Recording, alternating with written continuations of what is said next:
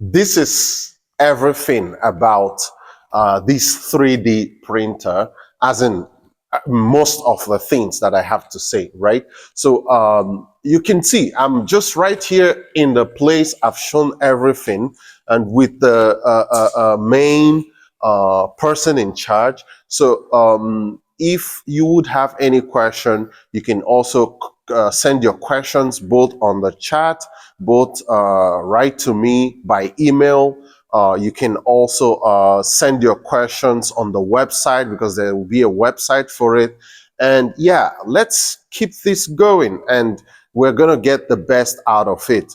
So please, when it gets to you, please just give some positive reaction, questions, what you like, and very soon we would start taking orders, basically for building 3D printed houses in Nigeria. We're bringing it to Nigeria. We'll start taking orders, and you would see, you would just live right in 3D printed homes, classic designs, the most current architecture and way of building.